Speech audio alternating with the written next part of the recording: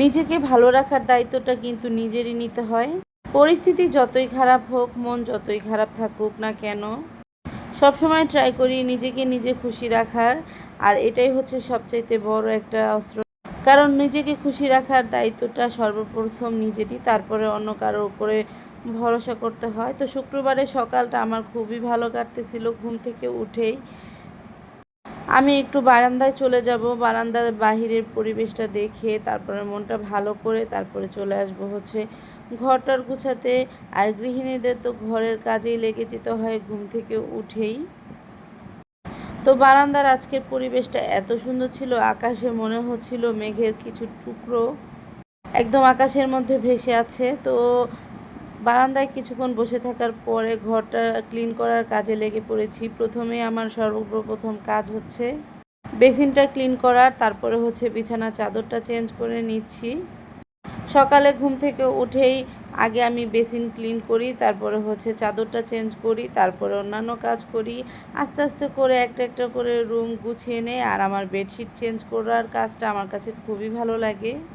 আমি খুব এনজয় করি বেডকে সুন্দর সুন্দর বেডশিট পরিয়ে সুন্দর সুন্দরভাবে গুছাতে, আমার কাছে ভালো লাগে। সকালের নাস্তা আগেই করে ফেলেছিলাম, এখন হচ্ছে ঘর দর গুছানোর কাজে লেগে পড়েছি। তো এই যে আমার বেডটা আমি গুছিয়ে নিয়েছি, কেমন হয়েছে জানাবেন। নিজের ঘরটা একটু গুছিয়ে পরিপাটি করে রাখলে কিন্তু মনটাও শান্তি লাগে আর চোখেও শান্তি লাগে। তো চলে এসেছি রান্নাঘরে রান্না করতে। আমি হচ্ছে সকালবেলা রান্নাটাও করি আর ঘরটাও গুছাই, সাথে সাথে করেই করার চেষ্টা করি। কারণ দুইটা কাজ দুইবারে করলে আমার কাছে মনে হয় সময়টা বেশি যায়। সেজন্য আমি চেষ্টা করি এক ফাঁকে রান্না করার আর এই ফাঁক দিয়ে হচ্ছে ঘরটা গুছিয়ে নেওয়ার। তো আমি আমার গেস্ট রুমটাও ক্লিন করে নিয়েছি, ড্রয়িং রুমটাও সুন্দর মতো ক্লিন করে নিয়েছি।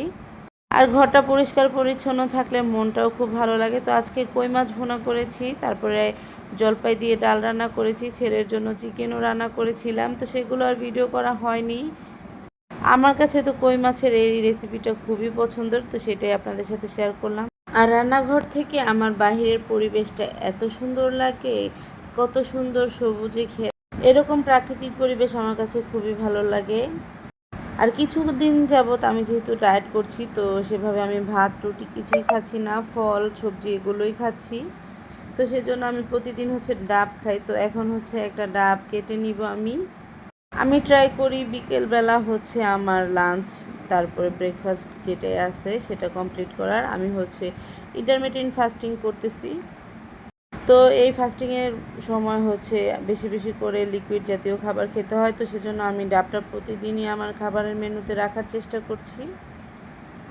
আমি সবজিও বেশি বেশি করে খাই, তবে আজকে ভালো লাগতেছিল না সবজি খাওয়ার জন্য, সেজন্য আমি কিছু ফল কেটে নিচ্ছি। আর ফলের মধ্যে নাশপাতিটা আমার কাছে খুবই ভালো লাগে। আমি আপেল খেতে পারি না, আপেল ভালো লাগে না আমার কাছে। তো নাশপাতিটা প্রতিদিন খাওয়ার ট্রাই করি। আর নাশপাতি আমার খুবই পছন্দের একটা ফ্রুটস। তো এটাই আমি সুন্দর মতো কেটে নিচ্ছিলাম, কেটে হচ্ছে খেয়ে নেবো। আর আজকে এখন হচ্ছে বাসায় আমি একদম, আমার হাজব্যান্ড হচ্ছে গ্রামে গিয়েছে আর ছেলে হচ্ছে ফ্রেন্ডের বাসায় গিয়েছে। তো আমি একা একাই ঘুরতেছি, ঘর গুছাচ্ছি, রেস্ট নিতেছি, ফোন টিপতেছি। মানে কি করব, মানে অলস মানুষের তো কোনো কাজের অভাব নেই সেটাই। এখন হচ্ছে নিজে লাঞ্চটা করব। এখন হচ্ছে বিকেল হয়ে গেছে, বিকেল কি প্রায় সন্ধ্যায় হয়ে গেছে। এখন হচ্ছে লাঞ্চটা রেডি করে নিয়ে বসে বসে টিভি দেখবো আর হচ্ছে খাবো। তো আমি হচ্ছে অনেকটাই ওজন আলহামদুলিল্লাহ কমিয়ে ফেলেছি, আরও কমাবো ইনশাআল্লাহ। দোয়া করবেন যাতে করে আমি আমার লক্ষ্যে পৌঁছাতে পারি। তো এখানে হচ্ছে আমি একটা নাশপাতি নিয়েছিলাম আর হচ্ছে অর্ধেক ডাবের শ্বাস নিয়েছিলাম। তো পুরোটা আমি খেতে পারিনি আর কি, এত খাবার খাওয়া যায় না। ডায়েট করতে করতে এমন একটা সময় চলে আসে যে খাবারের প্রতি অনীহা চলে আসে। তো আমি গত 3 মাস যাবৎ ডায়েট করতেছি। তো করে করে ভালোই একটা মানে ওজন কমিয়ে ফেলেছি আলহামদুলিল্লাহ। আরও কিছু কমাবো ওজন, আপনারা দোয়া করেন। তো আমি এখন হচ্ছে বসে বসে একটু টিভি দেখবো।